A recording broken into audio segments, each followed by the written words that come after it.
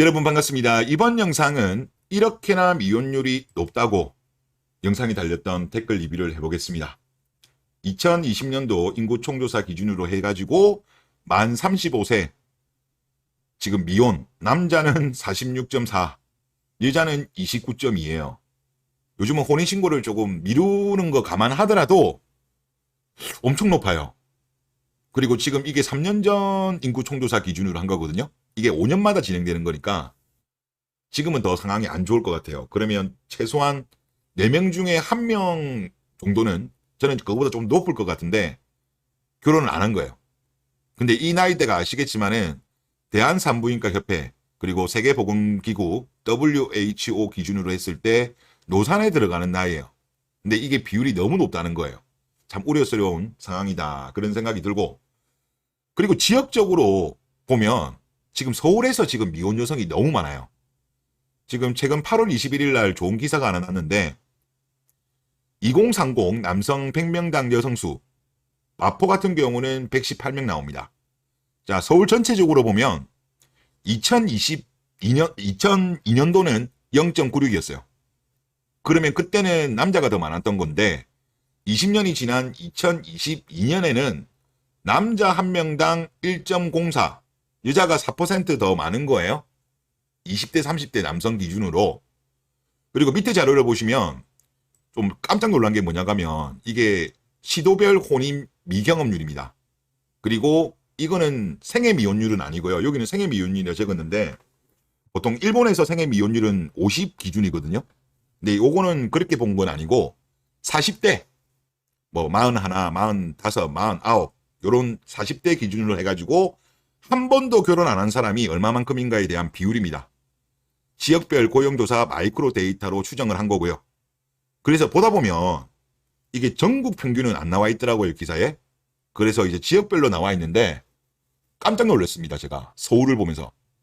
남자의 26.2가 생애미혼, 혼인 미경험률 40대인데 한 번도 결혼 안 한 사람이 무려 4명 중에 1명이 넘는 거예요. 여성 같은 경우도 19.2. 서울에 있는 40대 여성의 5명 중에 1명은 결혼을 한 적이 없는 사람이에요. 부산 같은 경우 한번 봅시다. 남자 26.4. 오히려 서울보다 0.2가 높아요. 그런데 여자는 확 떨어집니다. 12.3. 서울은 19.2인데 그러면 6.9가 나는 거죠. 차이가 엄청납니다. 대구 같은 경우는 남자 18.9, 여자 10.8 일이 나와요. 그리고 여성 같은 경우 이제 이 세 개 지역을 제외한 나머지 지역 같은 경우는 10이 안 됩니다. 다 한 자릿수인데 서울만 유독 높아. 유독. 야, 이렇게 독보적으로 높은 이유가 물론 이제 서울 같은 경우는 주거비가 비싸죠. 집값이 워낙 비싸다 보니까. 그리고 서울에 있는 여성분들이 눈높이가 좀 높죠. 그리고 결혼을 할 때 가급적이면 이분들이 서울을 안 떠나려고 해요. 그나마 이제 경기 남부라고 하더라도 뭐 성남시 정도면 모를까? 그러니까 어느 정도 일기 신도시 바운더리 정도면 모르겠지만 서울 분들은 뭐 하성 같은 경우나 뭐 수원 같은 경우 그 정도까지도 안 가려는 여성들이 많은 걸로 제가 알고 있습니다. 근데 실제 우리나라들 그 남자들 일자리를 보면 서울 같은 경우는 이제 본사들이 많죠. 하지만 이제 우리나라 제조업들 같은 경우는 경기도, 경기 남부 특히 그리고 충청도에 회사들이 많습니다. 그런데 이제 그쪽으로 안 내려가려고 하는 거죠. 여성분들이. 그러다 보니까 무려 40대 여성의 19.2가 한 번도 결혼 안 했다. 야, 그런 건 좀 심각하긴 심각하다. 그런 생각이 좀 많이 들었습니다. 그리고 이런 현상은 당분간 개선될 기미가 안 보입니다. 예. 자, 그리고 댓글을 보도록 하겠습니다. 사실 생각해보면 결혼을 못하거나 안 하는 게 남자 손해에 일 수가 없죠. 결혼의 비용을 대부분이 누가 부담하는지 생각해보면 혼자 살면 고생 안 해도 되고 개꿀이라는 걸 남자들이 깨달아버려서 출산율 올리기 어려울 겁니다. 라고 하셨는데 저는 제일 좋은 게 좋은 배우자를 만나가지고 알콩달콩 잘 사는 게 제일 베스트고 퐁퐁이 형처럼 사는 것보다는 오히려 결혼하지 않는 게 나을 것 같아요. 근데 지금 많은 남자들이 결혼을 지금 선택 안 하고 있죠. 선택 안 하는 이유 중에 하나가 바로 퐁퐁 확률이 너무 높으니까 설거지 할 확률이 너무 높으니까 기피하는 것 같습니다. 그래서 말씀대로 이런 인식의 변화가 금방 바뀔 리는 없죠. 저는 이게 여성분들이 바뀌지 않는 이상은 남자들이 먼저 바뀔 가능성은 없어 보여요. 남자들은 지금 결혼을 계속적으로 회피하는 쪽으로 가거든요. 그리고 되게 까다롭고 지기 때문에, 그리고 또 말씀하신 부분처럼 일본도 그렇잖아요. 일본이 우리보다 이거를 먼저 거쳐갔는데 지금 일본 여성들 같은 경우 이제 유자력을 많이 키웠음에도 불구하고 일본 남자들은 지금 결혼을 안 해요. 연애도 안 해요. 연애 안 하는 거는 오히려 20대 기준으로 했을 때는 한국이 더 심하거든요. 그러니까 일본도 왜 그런 현상이 발생했을까라는 부분에 있어가지고 아마 일본의 2030 남자들도 본인들보다 먼저 거쳐갔었던 미혼 남자들의 모습을 보면서 혼자 살아도 뭐 그럭저럭 괜찮네 이런 걸 지켜보지 않았나 싶어요.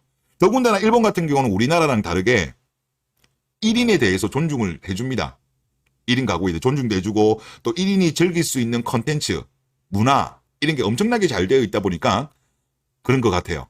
우리나라는 상대적으로 그런 부분에 있어가지고는 많이 부족합니다만은 여하튼 지금 생각보다 비혼으로 가신 분들이 만족도가 꽤 괜찮아요.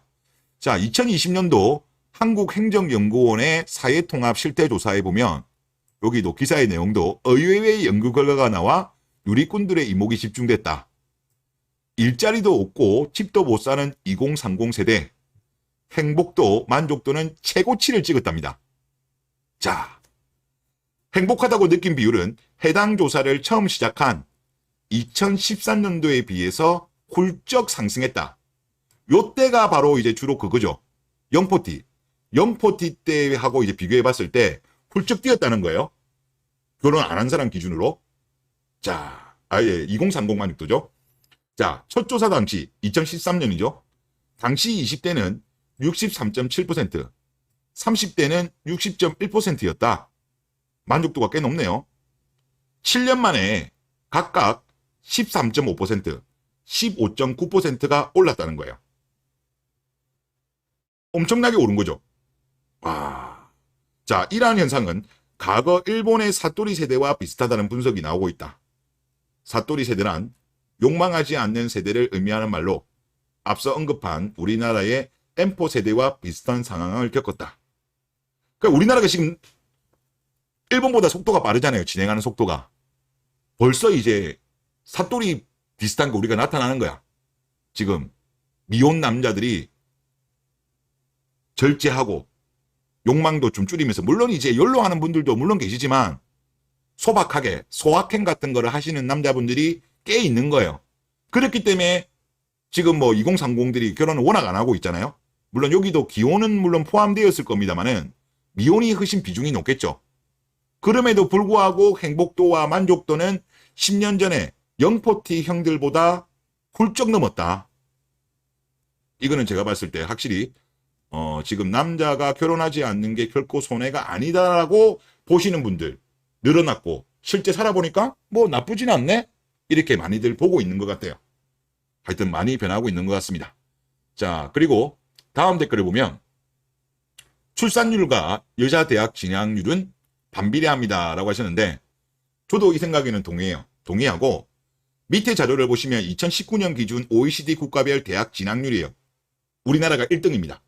69.8, 캐나다 63%, 러시아 26.1, 일본 61.5, 아일랜드 55.4, 영국 51.8, 미국 50.4, 프랑스 48.1, 독일은 33.3밖에 안 되네. 그리고 OECD 평균으로 했을 때는 44.9%예요. 그러니까 저는 제가 우리나라 그 대학을 보면 정말 불필요한 대학들이 많은 것 같아요. 좀 없애야 돼. 그리고 대학은 가급적이면 공부 잘하는 애들이 많이 가야 되고, 저는 문과 같은 경우 특히 불필요한 과들이 너무 많은 것 같아요. 지금 대학교 교수분들이 아마 그런 거를 반대하는 걸로 알고 있어요. 가급적이면 현재 시대에 맞는 과들이 많아져야 됨에도 불구하고 그 대학 교수분들의 어떤 이권 때문에 그게 구조조정이 잘 안 되나 봐요. 이거는 제가 볼 때 해야 돼요. 해야 되고, 그리고 사실 우리나라가 대학을 많이 가게 된 이유가 고졸과 대졸의 임금 격차가 너무 커요. 다른 나라랑 비교했을 때. 즉 일본이라든가 미국이라든가 독일 같은 경우 고졸이라도 그렇게 큰 격차가 안 나요. 그리고 일자리도 구하는데 큰 어려움이 없어요. 그러다 보니까 독일 같은 경우는 33.3밖에 안 돼.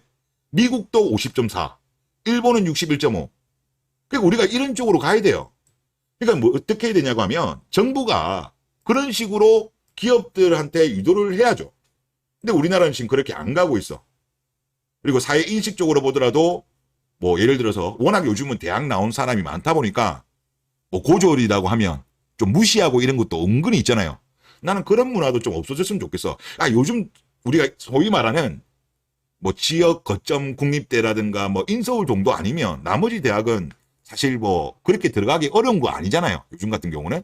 그러다 보니까 이런 거에 대해서는 저는 좀 국민의 어떤 인식도 바뀌어야 되고, 그리고 국가적으로 봤을 때도 가급적이면 빨리 아이를 낳도록, 즉 공부할 애들은 당연히 대학 가지만 대학까지 굳이 필요 없는 사람들까지 대학을 가버리니까 이게 결혼이 늦어지고, 당연히 결혼이 늦어지면 아이를 낳을 수 있는 어떤 시간적인, 원래는 둘 낳으려고 했다가도 안 되죠. 나이가 많아버리면.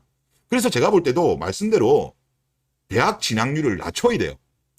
그리고 불필요한 대학은 통폐합을 해야 돼요. 더군다나 우리나라 같은 경우는 남자는 또 군대까지 갔다 오잖아. 그러니까 저출산 문제에 있어서도 대학 진학률하고도 저는 관계가 매우 높다고 봅니다. 그래서 이런 쪽은 좀 개선이 필요하다 그런 생각이 들고, 그리고 다음 댓글에 보면 앞으로 원룸 같은 1인이 생활하기 좋은 주택들이 더 늘어나겠네요 라고 하셨는데, 지금 보면 최근 자료를 보니까 오피스텔 100만실이라고 합니다. 엄청나게 늘었네요. 그리고 밑에 자료를 보니까 서울 오피스텔 전월서 거래량 1월부터 9월 기준으로 했을 때 2011년도 같은 경우 7,900건인데 2022년도는 5만 건이 넘습니다. 그러면 10년 만에 약 6배가 증가한 거예요. 그러니까 지금 1인 가구들이 급증하니까 전월세 거래량도 동반적으로 엄청나게 급증하고 있는 것 같습니다. 물론 그렇다고 오피스텔 투자 같은 경우는 제가 봤을 때는 안 하시는 게 좋지 않을까 싶습니다. 오피스텔은 제가 봤을 때 수익률도 그렇고 시세 차익을 내기에도 힘들지 않나 그런 생각이 듭니다. 네, 이번 영상 여기서 마치겠습니다.